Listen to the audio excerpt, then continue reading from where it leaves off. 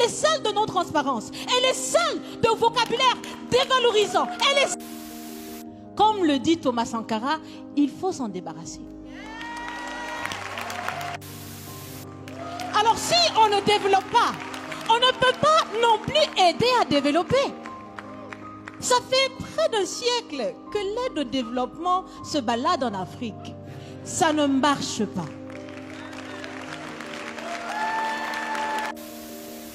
On se rappelle du discours du président du Ghana face à Emmanuel Macron.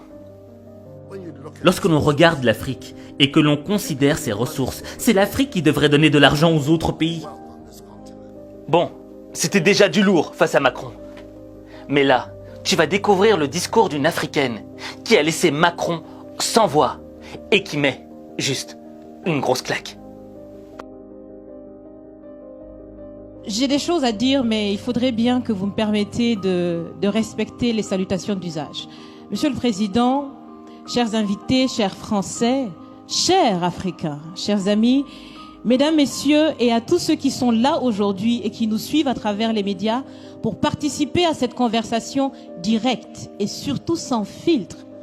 Bonjour. Bonjour. Je suis Raïmwende Elda Kwama. Je suis africaine, je suis burkinabé, je suis intègre. Merci. Nul besoin donc de vous préciser que mon interpellation sera celle de la vérité, de la sincérité et de la franchise. Sans filtre, Monsieur le Président. Mon point va s'articuler autour de tous ces imaginaires-là. Et s'il s'agit de parler des imaginaires et de ces concepts faux, incompatibles à la réalité de nos peuples, il faudra surtout parler du vocabulaire dépassé, inadapté, dévalorisant, qui réside encore dans vos discours et dans celui de vos institutions lorsque vous vous adressez à l'Afrique ou lorsque vous levez des fonds pour aider l'Afrique.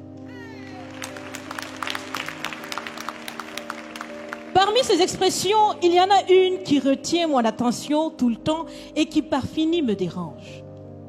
L'aide au développement. Monsieur le Président, l'aide, tant qu'elle n'aide pas, tant qu'elle n'amène pas à se départir de l'aide, comme le dit Thomas Sankara, il faut s'en débarrasser. Car l'aide, ce type d'aide-là rend esclave. Ce type d'aide-là empêche les peuples, les populations de s'en sortir par elles-mêmes, par leur propre capacité, parce qu'elles peuvent le faire, Monsieur le Président, et vous devrez le savoir. Le meilleur est en chacun d'entre nous, quelle que soit notre origine. Je continue donc pour vous citer ici Feu Joseph Kizerbo, un intellectuel africain, certainement que vous le connaissez. Vous lisez beaucoup, n'est-ce pas, Monsieur le Président?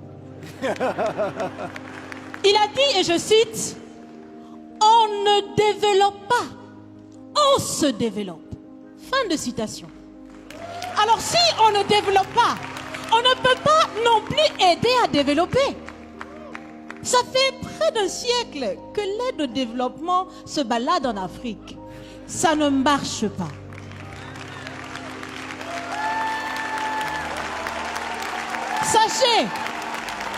Sachez que l'Afrique se développera par elle-même, par le potentiel local et celui de la diaspora, et certainement dans l'interdépendance avec les autres nations de la planète, mais surtout à travers des collaborations saines.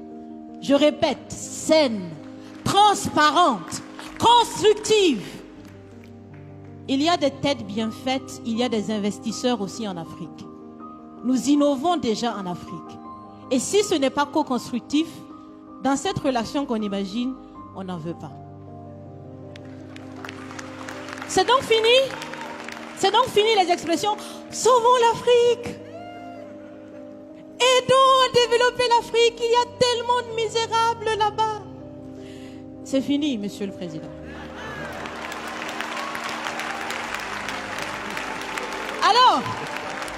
Alors, si on doit vivre ensemble, parce qu'il le faut à tout prix. Ça sera dans l'interdépendance, je répète, mais surtout et aussi dans le respect et la valorisation des uns et des autres. Monsieur le Président, vous avez voulu ce sommet différent. Vous nous avez appelés, nous, société civile, tout en sachant bien que tout ce qu'on peut faire, c'est dire ce qu'on pense. Vous êtes un président, vous pouvez prendre des décisions, que chacun prenne donc ses responsabilités dans ce sommet. Monsieur le Président, je vais vous proposer des actions concrètes. Est-ce que vous savez, je pense que vous le savez, l'AFD, l'Agence française de développement, fête bientôt ses 80 ans. C'est l'occasion de faire différemment. Changez déjà le nom, changez le fond. On l'a si bien dit, on veut des partenariats qui soient clairs, qui soient transparents, où nous aussi on peut parler, on a notre mot à dire, on peut aussi agir et on peut mettre aussi de l'intellect et des ressources financières sur la table de la discussion. Je vais finir parce que j'aime bien échanger avec Monsieur le Président. Mais je vais finir. Et je vous propose de visualiser avec moi ceci. Si la relation entre les pays d'Afrique et la France était une marmite, sachez qu'elle est très sale, cette marmite. Elle est sale de reconnaissance légère des exactions commises. Elle est sale de corruption. Elle est sale de non-transparence. Elle est sale de vocabulaire dévalorisant. Elle est sale, Monsieur le Président. Je vous invite à la recurer par des actions concrètes. J'ai déjà proposé des actions, commencez. Mes amis le feront aussi. Si vous refusez de la laver, si vous voulez quand même préparer là-dedans, je ne mangerai pas. Nous ne mangerons pas. L'Afrique ne mangera plus.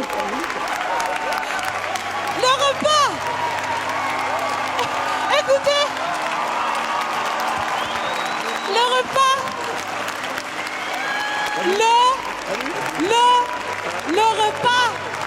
Le repas sera prêt.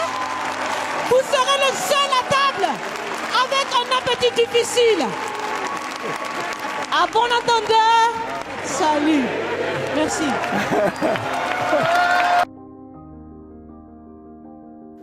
Pouah. Mais quel discours.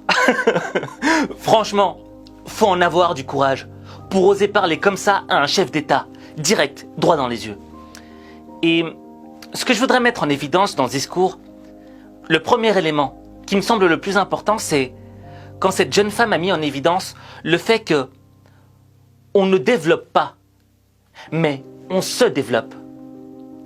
Et tu vois, juste le fait de remplacer le ne par se change complètement la dimension de cette phrase. Pourquoi ? Parce que pour se développer soi-même, pour changer quelque chose dans sa vie, on ne doit pas attendre que les autres le fassent à notre place. On ne doit pas être dans la position du spectateur, de celui qui tend la main pour qu'on nous donne quelque chose et qu'on puisse enfin développer les choses. Dans le fond, qu'on puisse changer les choses. Et ça, c'est une notion qui est hyper importante pour moi. Parce que trop souvent, certaines personnes sont dans l'attente des autres. Ils attendent que les autres fassent à leur place. Mais le jour où les autres ne sont plus là, ils sont perdus. Parce que ils ont décidé de confier leur vie entre les mains d'autres personnes. Et quand tu fais ça, tu deviens dépendant de quelqu'un d'autre. Tu deviens dépendant d'un autre être humain. Or, pour pleinement s'accomplir, pour vraiment vivre sa vie, l'essentiel c'est quoi ? C'est d'être indépendant des hommes et dépendant de soi. Le deuxième élément que je souhaiterais mettre en évidence dans le discours absolument magistral de cette jeune fille, c'est que, je ne sais pas si tu te souviens, mais il y a quelque temps de cela, Emmanuel Macron s'était ramassé une gifle en pleine rue par un individu. Macron s'avance décontracté vers une foule qui l'attend derrière des grilles. Il se dirige droit vers un homme en t-shirt kaki qui immédiatement lui assène une gifle.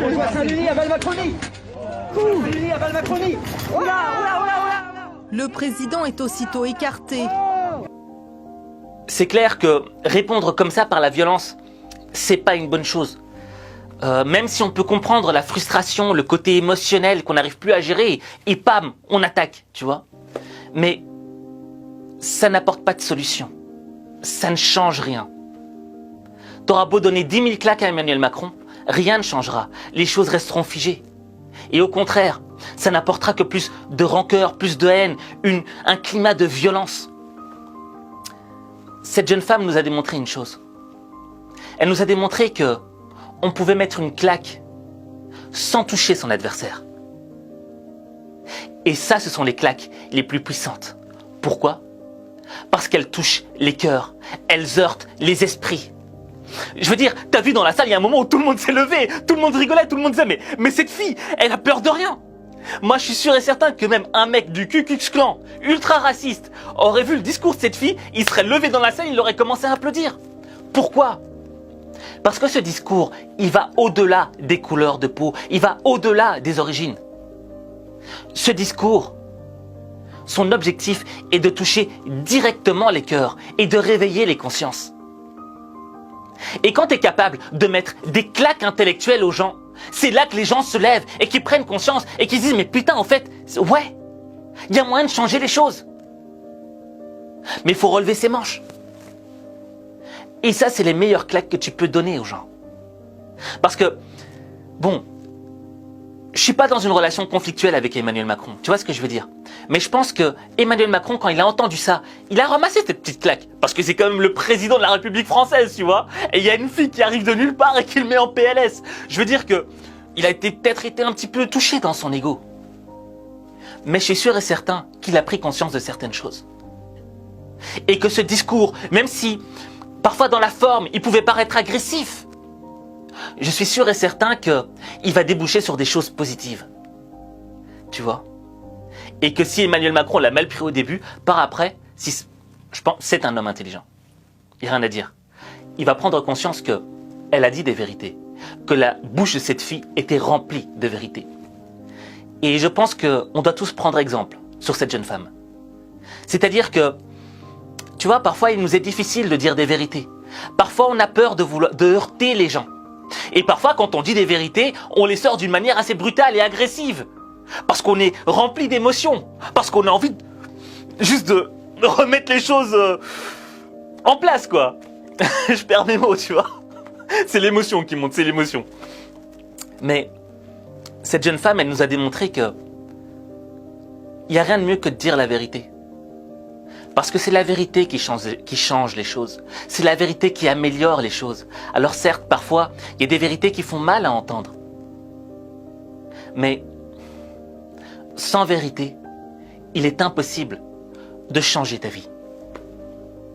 Parce que ta vie, il n'y a que toi qui peux la changer. Il n'y a que toi.